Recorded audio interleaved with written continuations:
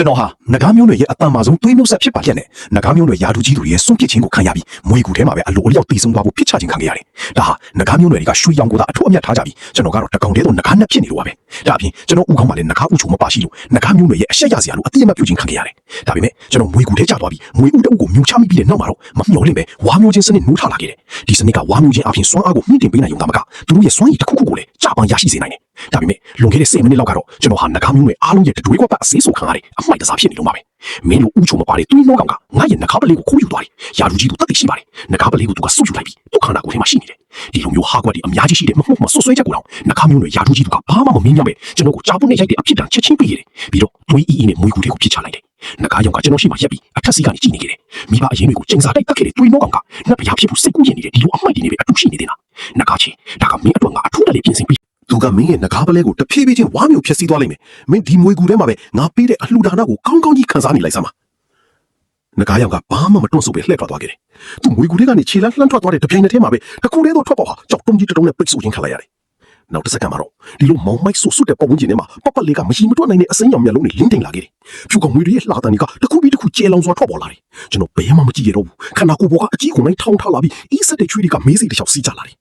ဒီအချိန်မှာဖြူကောင်မွေးအုပ်စုကကျွန်တော်စီကိုလင်းမြန်စွာဥတီရွေးရှာလာနေတယ်။မွေတိုင်းကစာလုံးမသိတဲ့မျက်ဝန်းတွေနဲ့ကြည့်နေကြပြီးကျွန်တော်ဟာသူတို့ရဲ့ညစာဖြစ်သွားပြီနဲ့တူနေတယ်။ဒီလိုအခြေအနေမျိုးမှာခန္ဓာကိုယ်ပေါ်ကကြာပုတ်တန်ရာတွေကိုကြွမဆိုင်နိုင်တော့ပဲစိတ်ထဲကကြောက်စိတ်ကအောက်အီးပြီးဖြူကောင်မွေးအုပ်စုရဲ့အစိတ်ကြီးတိုက်ခိုက်မှုတွေကိုလင်းမြန်စွာရှောင်တင်းခဲ့ရတယ်။ကျွန်တော်ဖြူကောင်မွေးတွေရဲ့အသက်တွေကိုတိုက်ရိုက်ရှောင်ဝင်လိုက်တယ်။တပြင်းတစ်ချက်ချလိုက်ရုံရှိသေးရုပ်တရက်ရွှေရောင်အလင်းတတစ်ခုကြောင့်မျက်စိမဖွင့်နိုင်တော့ဖြစ်သွားခဲ့တယ်။မှုကြည့်လိုက်တော့မမျှော်လင့်မဲ့ရွှေရောင်အစင်းကြောင့်တွေပါရှိတဲ့မွေးဦးတအုပ်ဖြစ်နေတယ်။မင်းတို့ကလူမဆန်ကြမှာတော့ငါ့ကိုလည်းအကျဉ်းတရားမရှိဘူးလို့အပြစ်မတင်နဲ့ဒီမွေဦးကငါ့ရဲ့ခွန်အားကိုပြန်လေဖြည့်တင်းပေးဖို့ဖြစ်လာစေရမယ်။ပြောပြီးတာနဲ့စိတ်ကျေနပ်သွားအောင်မွေဦးကိုတလုတ်တည်းဝါမျိုးချလိုက်တယ်။စနစ်ဟုတ်လားဒါကဘာတည်းရဲ့လေပြီးတော့ငါကနဂါးမျိုးနွယ်ရဲ့စွန့်ပစ်ခြင်းခံရတာတိတာနေတာကိုငါမှနတ်ဖျားမျိုးနွယ်သွေးမျိုးဆက်ရှိတယ်လို့ဘာလို့ပြောတာလဲငါကိုလှည့်စားနေတာတော့မဟုတ်ပါဘူးနော်ကျွန်တော်စဉ်းစားနေတော့မှပဲဖြူကောင်မွေးတကောင်ကကျွန်တော်ရဲ့ခြေရလက်ရာကိုရှာဖွေတွေ့ရှိသွားပြီးတဖြည်းဖြည်းချင်းကပ်လာတယ်သူ့ကိုဝါမျိုးလိုက်ရင်မင်းပို့တန်ပါလာလိမ့်မယ်ဒီအချိန်မှာကျွန်တော်စိတ်ထဲကနေအတန်တစ်ခုထွက်ပေါ်လာတယ်ရှေ့တဲကဖြူကောင်မွေးကိုကြည့်ရင်မျက်ဝန်းထဲကကြောက်ရွံ့မှုတွေဟာခက်ထန်ရက်စက်မှုတွေဖြစ်လုံးဝပြောင်းလဲသွားခဲ့တယ်ဖြူကောင်မွေးသတိမထားမိကြမှာပဲပါစက်ကြီးကိုအမြန်ဟာပြီးသူ့ကိုဖိုက်ထဲရောက်ဝါမျိုးချလိုက်တယ်ဖြူကောင်မွေးကိုပြန်လေခုခံဖို့အချိန်တော့မပေးလိုက်ဘူးဆက်လက်ပြီးတော့ဝါမျိုးချင်းစနစ်ရဲ့အတန်ကထပ်မံထွက်ပေါ်လာတယ်ကျွန်တော်ခန္ဓာကိုယ်ပေါ်ကခုနကရခဲ့တဲ့ဒဏ်ရာတွေဟာမျက်စိရှိနေမဲ့အချင်းအဟုန်နဲ့ပြန်လေကောင်းပေါ်လာခဲ့တယ်ဒါကိုမြင်တော့ကျွန်တော်မျက်လုံးအမလီဒါကတကယ်ပဲဖြူကောင်မွေရဲ့စွမ်းရည်ပဲဒီစနစ်ကတကယ်ကိုအစွမ်းထပ်တာပဲဒါဆိုနောက်ဆိုရင်ငါရဲ့စွမ်းအားကကောင်းကင်ပြန်တက်တော့မှာပေါ့နှခါစားစီလုံးရဲ့အစိတ်ရှိမှုကလည်းအများကြီးနှိတ်ကိုချင်းခံလိုက်ရတယ်ခေါင်းလိတ်ကြည့်လိုက်တော့အုပ်စုကွဲနေတဲ့ဖြူကောင်မွေနောက်တစ်ခါကိုတွေ့လိုက်ရလို့ပါစက်ထုံတွေပင့်တက်သွားခဲ့တယ်ဒါကအပြက်ပေးတဲ့မွေကူမမဟုတ်တာဒါကငါ့ကိုအစင့်တက်အောင်လုပ်ပေးတဲ့အတစ်ကချွတ်ရောတီးသားကြီးပဲဟာဟာဖြူကောင်မွေလေးတို့ကြီးအားလုံးငါဖိုက်တဲ့ကိုအမြန်လာကြတော့ပါကျွန်တော်ထပ်ပြီးပုံမနေတော့ပဲအုပ်စုကွဲနေတဲ့ဖြူကောင်မွေတွေကိုပဲတီးသန့်ရှာပြီးဝါမျိုးတော့တယ်တနာကြီးမပြည့်ခင်မှာပဲကျွန်တော်ရဲ့ကြင်ကြံမှုဟာဝိညာဉ်အသွင်ပြောင်းခြင်းအဆင့်ကိုကြော်ဖြတ်ပြီးနှိတ်ချိန်တော့အယိုးအဆင့်ရဲ့အစောပိုင်းအဆင့်ကိုရောက်ရှိသွားခဲ့တယ်။အိုးမျိုးနဲ့တူတက်ရှိတွေကိုဝါမျိုးတာကကြင်ကြံမှုကိုပဲတူတက်စေတာကိုစွမ်းရည်အစ်စ်ထပ်မရနိုင်တော့ဘူးနှခါအကြီးကိုစုလည်းမရှိတော့ဘူးငါကြင်ကြံမှုပုံမြင့်တဲ့မျိုးနဲ့တူတွေကိုဝါမျိုးနိုင်မှသာပုံမှုမြင့်မာတဲ့စုလက်တွေကိုဖွင့်တင်နိုင်မှာဖြစ်လိမ့်မယ်ကူထဲမှာအိပ်ပျော်နေတဲ့ဖြူကောင်မွေပြင်းဟာလှုပ်ရှားမှုတွေကိုသိရှိသွားပြီးမျက်လုံးတွေကိုရုပ်တရက်ဖွင့်လိုက်တယ်ပြီးတော့မွေပြင်းရဲ့ကြောက်မက်ဖွယ်ဖိအားကိုချစ်ချင်းထုတ်ထုတ်လိုက်တယ်ရလာအနေနဲ့မွေအကြီးထွားတဝက်နီးပါရုံနေသွားတာကိုတွေ့လိုက်ရတယ်ဖြူကောင်မွေပြင်းကဒေါသကြီးကြီးဟင်းဟောက်လိုက်တယ်ဘတူလေငါမျိုးနဲ့သူ့ကိုနာချီအောင်လုပ်ရတဲ့တေးချင်းနေတာမေသူကကျွန်တော်ရဲ့ဒီနေရာကိုရှာဖွေဖို့စိတ်မွေးရစိုးစံရစွာအကူချစ်ချင်းတုံးပြလိုက်တယ်ဖြူကောင်မွေပြင်းရဲ့အခုချင်းကျွန်တော်ထပ်တစ်ဆင့်ပဲမြင်ပေမဲ့လည်းကျွန်တော်ကိုအမှုဖြစ်အောင်ချေမုန်းပြဖို့လုံလောက်ပါတယ်ကြာခင်မှာပဲဖြူကောင်မွေပြင်းကကျွန်တော်ဒီနေရာကိုအတိအကျသိသွားပြီးငွေအုပ်စုကိုခေါ်ဆောင်ကကျွန်တော်ကိုဝိုင်းရံပိတ်ဆို့လိုက်တယ်သူ့ရဲ့အေးဆက်တဲ့မျက်ဝန်းတွေနဲ့ကျွန်တော်ကိုစိုက်ကြည့်ရင်ဒေါသတကြီးပြောလိုက်တယ်မင်းလိုနဂါးမျိုးနွယ်ရဲ့စွန့်ပစ်ခြင်းခံရတဲ့တွင်းတော့ကောင်ကတော့မှဒီနေရာမှာဒီလောက်ရိုင်းဆိုင်ရဲတယ်ပေါ့နဂါးမျိုးနွယ်ကတကယ်ပဲငါ့ကိုအနိုင်ကျင့်ရလွယ်တယ်လို့ထင်နေတာလ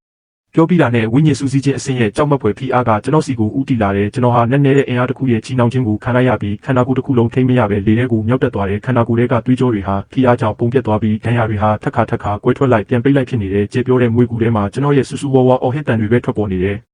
ယ်ဒီအချိန်မှာခွန်အားချင်းကွာခြားမှုကိုကျွန်တော်တကယ်ပဲခံစားလိုက်ရတယ်ကျွန်တော်စိတ်ပြအားငယ်နေတဲ့အချိန်မှာပဲကျွန်တော်ခန္ဓာကိုယ်ပေါ်ကငကားစိမ့်ကြီးကွန်ကစတင်တောက်ပလာတယ်ရွှေအောင်လင်းတဲ့တစ်ခုကကျွန်တော်ခန္ဓာကိုယ်ကနေပေါက်ကွဲထွက်လာပြီးနက်ဖျားမျိုးနွယ်ငကားစိမ့်ရဲ့အရေးဟာကျွန်တော်နောက်ွယ်မှာဖြည်းဖြည်းချင်းပေါ်လာခဲ့တဲ့ဖြူကောင်ငွေဘရင်ရဲ့မျက်နှာကဒေါသတွေဟာအံ့ဩတုန်လှုပ်မှုဖြစ်ပြောင်းလဲသွားတယ်ငကားစိမ့်လား ဒါဘလို့ဖြစ်နိုင်မှာလဲမင်းကဥချိုမပါတဲ့ငကားမျိုးနွယ်တွေးနှောကောင်ပဲဥစ္စာမင်းခန္ဓာကိုယ်ပေါ်မှာနတ်ဖျားမျိုးနွယ်ငကားစိမ့်ရဲ့အငွေ့သက်တွေဘလို့ရှိနေရတာလဲကျွန်တော်ခန္ဓာကိုယ်ပေါ်ကအနှဲငယ်မြသောနတ်ဖျားအငွေ့သက်ကိုအားကိုးပြီးဖြူကောင်းမွေဘရင်ရဲ့ဖိအားကနေအောင်မြင်စွာရုံထွက်နိုင်ခဲ့တဲ့ကြင်ကြံမှုကလည်းအရှိန်ဟုန်နဲ့တိုးတက်လာပြီးထက်မြက်တဲ့ငကားလက်သေးတွေကိုထုတ်ဖော်ကမွေဘရင်စီကိုအမြန်ပြေးဝင်တိုက်ခိုက်လိုက်တဲ့သူရဲ့ခုနှစ်လက်မအရွယ်ပိုးကိုပြင်းထန်စွာကုတ်ချစ်လိုက်ပြီး9စင်တီမီတာခန့်တဲ့ဒဏ်ရာကိုပေးလိုက်တယ်ဒါပေမဲ့ဖြူကောင်းမွေဘရင်ရဲ့အလိုလျောက်ကူးတာမှုစွမ်းရည်ကအလွန်မင်းအားကောင်းလွန်းလာတယ်တိုက်ခိုက်ပြီး3စက္ကန့်အတွင်းမှာပဲဒဏ်ရာကလုံးဝပြန်လည်ကောင်းမွန်သွားခဲ့တဲ့တိုက်ခိုက်ခြင်းခံရတဲ့မွေတွင်ဟာဒေါသထွက်မဲ့အစားလောဘဇောတိုက်တဲ့မျက်ဝန်းတွေကိုပြသလာတယ်။ဟာတကယ်ပဲနတ်ဖျားမျိုးနွယ်ငကားစိမ့်ရဲ့တွေးမျိုးဆက်ဖြစ်နေတာပဲဒါဆိုငါမင်းကိုဝါမျိုးလိုက်ယုံနဲ့တကယ်နတ်ဖျားငကားစစ်ဖြစ်လာနိုင်ပြီပေါ့ငါဒီမွေကူထဲမှာနှစ်ပေါင်းထောင်ချီပိတ်မိနေခဲ့တာဒီလိုမျိုးကောင်းကင်ကြီးကပေးတဲ့အခွင့်အလမ်းကြီးရှိနေလိမ့်မယ်လို့မထင်ထားခဲ့ဘူး။ဖြူကောင်းမွေဘရင်ရဲ့ပုံမိုတောက်ပလာတဲ့မျက်လုံးတွေကိုကြည့်ပြီးကျွန်တော်စိတ်ထဲကနေစိုးရိမ်စိတ်တွေထွက်ပေါ်လာတယ်ထွက်ပြေးဖို့ပြင်လိုက်ယုံရှိသေးစန့်ကျင်ဘက်ကနေအစိတ်ရည်တွေနဲ့လှမ်းပတ်တာကိုခံလိုက်ရတယ်ကျွန်တော်မြန်စွာရှောင်တိတ်လိုက်ပေမဲ့ဒီတိုက်ပွဲကတော့ရှောင်လွဲလို့မရတော့မှန်းသိလိုက်ပြီငါအခုဝိညာဉ်စုစည်းခြင်းအဆင့်ကိုရောက်နေပြီတိုက်ခိုက်လို့မရတာတော့မဟုတ်ပါဘူးအကယ်၍မင်းကိုဝါမျိုးနိုင်ရင်စွမ်းရည်အသစ်တွေကိုတေချာပေါက်ဖွင့်လင်းနိုင်ပါပဲအလဲအပြောင်းနေငယ်ပြီးမှတော့ကျွန်တော်ခန္ဓာကိုယ်တစ်ခုလုံးဒဏ်ရာတွေဘလောက်ဖြစ်နေပြီးဖြူကောင်းမွေဘရင်ကတော့ဘာဒဏ်ရာမှမရရှိခဲ့ဘူးအချိန်ကြာလာတဲ့နဲ့အမျှခန္ဓာကိုယ်တွေကငကားစိမ့်ရဲ့စွမ်းအားတွေရောနေလာတာကိုခံစားနေရတဲ့မကြခင်မှာပဲကျွန်တော်ရဲ့ကြင်ကြံမှုဟာနှဆိုင်သောအယိုးအဆင့်ကိုပြန်ကျသွားတော့မယ်ဒီအခြေအနေကိုမြင်တော့ကျွန်တော်ရှိသမျှခွန်အားအကုန်သုံးပြီးသူ့ရဲ့အမီးကိုအသေးလဲကိုက်ထားလိုက်တဲ့ဖြူကောင်းမွေဘရင်ကနာကျင်စွာအော်ဟစ်ပြီးအမီးကိုရမ်းခါတော့တဲ့ကျွန်တော်ကြောက်နေရန်တွေနဲ့စောင့်မိပြီးခွန်အားတွေကုန်ခန်းကပါဆက်လွတ်သွားခဲ့တယ်ပြီးတော့မြေပြင်ပေါ်ကိုပြုတ်ကျပြီးသွေးတွေအန်ထွက်လာခဲ့တယ်ဖြူကောင်းမွေဘရင်ကတဖြည်းဖြည်းချင်းကပ်လာပြီးခေါင်းကိုခါရမ်းကအထင်သေးစွာပြောလိုက်တဲ့နတ်ဖျားမျိုးနွယ်ငကားစိမ့်ရဲ့တွေးမျိုးဆက်ကဒီလိုအမိုက်ကောင်စီမှာရှိနေတာတကယ်ကိုနှမျောစရာပဲမင်းငါရဲ့နတ်ဖျားဖြစ်မဲ့လန်ခီအတွက်ချင်းင်းကြောက်တုံးပဲလာလုပ်လိုက်ပါဦးဖြူကောင်းမွေဘရင်ကကျွန်တော်ကိုဝါမျိုးကိုပြင်လိုက်တဲ့ဖြူကောင်းမွေတွေကအားကောင်းတဲ့အလိုလျောက်ကူးတာမှုစွမ်းရည်ရှိပေမဲ့လည်းတိုက်ခိုက်ခံရရင်မကူးတာနိုင်တဲ့တခုလေးသောနေရာရှိတယ်အဲ့ဒါကတော့သူတို့ရဲ့ပင်ကိုဝိညာဉ်ပလဲရှိတဲ့နေရာပဲအဲ့ဒီနေရာပျက်စီးသွားရင်သူတို့ဟာကျိုးဆွဲရုပ်သေးလိုပဲအသက်ပြောက်သွားလိမ့်မယ်သူ့အမီးပေါ်က3လက်မခန့်ရှိတဲ့တန်ရာကိုစိုက်ကြည့်ရင်ဝါမျိုးချင်းစနစ်ရဲ့စွမ်းရည်ကိုအသုံးပြုကဖြူကောင်းမွေဘရင်ရဲ့အမီးကိုတစ်ချက်ထဲကိုက်လိုက်တယ်စနစ်ရဲ့စွမ်းရည်တွေအဆက်မပြတ်ထောက်ပံ့ပေးမှုကြောင့်ဖြူကောင်းမွေဘရင်ဟာနာကျင်စွာနဲ့အဆက်မပြတ်အော်ဟစ်နေရတဲ့နောက်တစ်စက္ကန့်မှာတော့ဆူရှာတဲ့အော်ဟစ်တန်ကကူတစ်ခုလုံးကိုဟိမ့်ထွက်သွားတဲ့ဖြူကောင်းမွေဘရင်ကကျွန်တော်ကိုဖဲထုတ်ဖို့အမီးကိုအတင်းရန်ခါပေမဲ့ကျွန်တော်သွားတွေကသူ့ရဲ့အသားတွေကိုနှက်ဆိုင်စွာစိုက်ဝင်နေခဲ့တယ်ခဏကြာမှာတော့ဖြူကောင်းမွေဘရင်ဟာခန္ဓာကိုယ်ထဲကစွမ်းရည်တွေအဆက်မပြတ်ဆုံးရှုံးသွားတာကိုခံစားလိုက်ရပြီးနောက်ဆုံးမှာတော့လုံးဝရုန်းကန်နိုင်ခြင်းမရှိတော့ဘူးမဖြစ်နိုင်တာဒါဘယ်လိုလုပ်ဖြစ်နိုင်မှာလဲနောက်ထပ်ခြေလန်းတလန်းတင်လို့တော့တာကိုငါတကယ်ငကားစစ်ဖြစ်ဖို့နောက်ထပ်ခြေလန်းတလန်းပဲလို့တော့တာကိ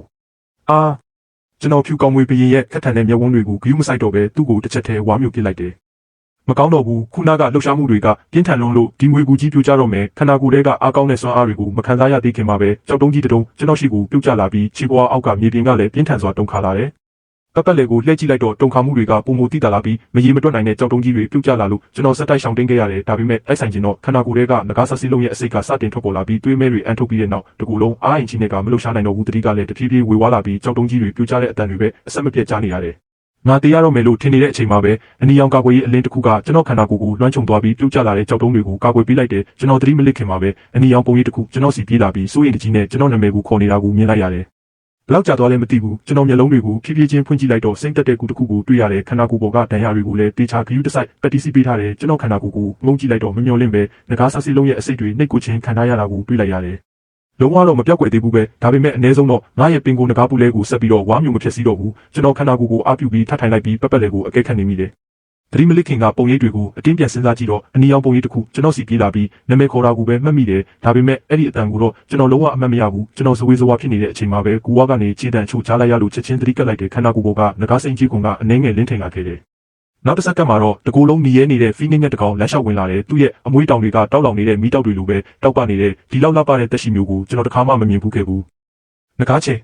မင်းနောက်ဆုံးတော့နိုးလာပြီပေါ့ငါနာမည်ကရွှန်ချင်းရွမ်းပါငါကမင်းကိုငွေကူထဲကနေကဲထုတ်လာတာမင်းခန္ဓာကိုယ်ထဲကအစိတ်တွေကိုနှိပ်ကုတ်ပေးတာလဲငါပဲမင်းဘာလို့ငါ့ကိုကဲတာလဲငါမင်းကိုတိလို့လ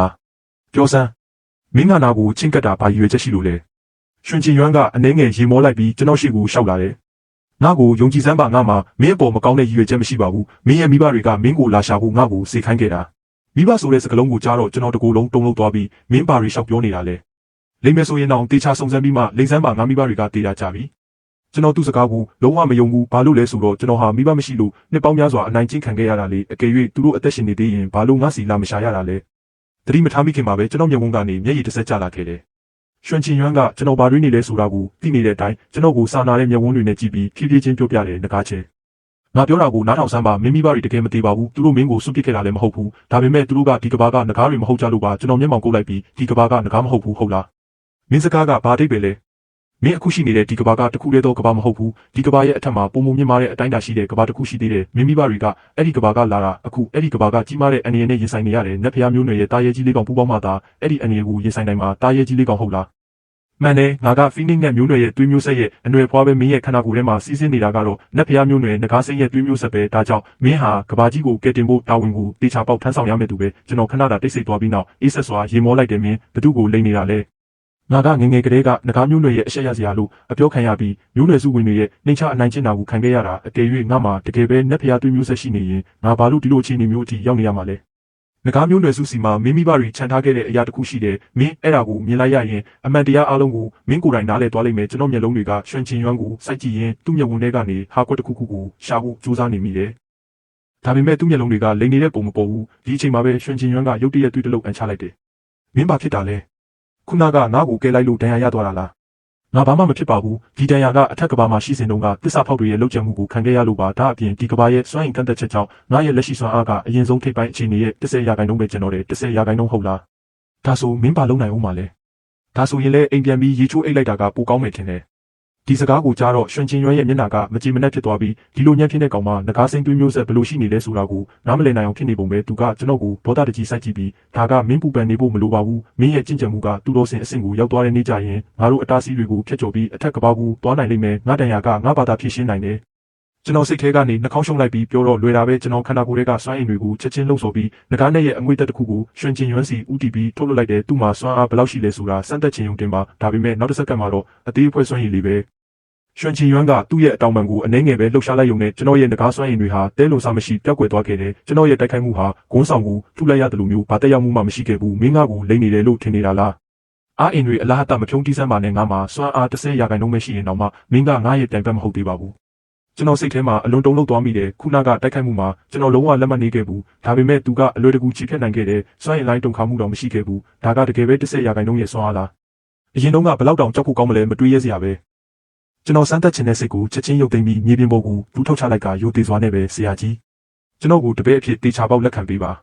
ရွှင်ချင်ရွမ်းကကျွန်တော်ရဲ့အပြုမှုကြောင့်ကြောင်ဝမ်းသွားပြီးနောက်ကိုခြေလန်းနှဲငယ်ဆုပ်လိုက်တယ်မင်းရှောက်မော်နဲ့လေငါမင်းကိုတပည့်အဖြစ်လက်ခံမယ်လို့မပြောရသေးဘူးပြီးတော့မင်းရဲ့ဒီလောက်နှင်းကြတဲ့ကြင်ကြံမှုနဲ့ဆိုရင်သူတစ်ပါးကိုပြောပြရင်တော့ငါအဆက်ကွဲဦးမယ်ရွှင်ချင်ရွမ်းကလက်ကိုတားမြစ်တဲ့အနေနဲ့ခါရမ်းပေမဲ့ကျွန်တော်လက်မလျှော့ပါဘူးဘာလို့လဲဆိုတော့ဒီလောက်အားကောင်းတဲ့ဆရာမျိုးကိုရှာဖို့ကမလွယ်ဘူးလေကျွန်တော်အမြန်ပြောလိုက်တယ်ဆရာကြီး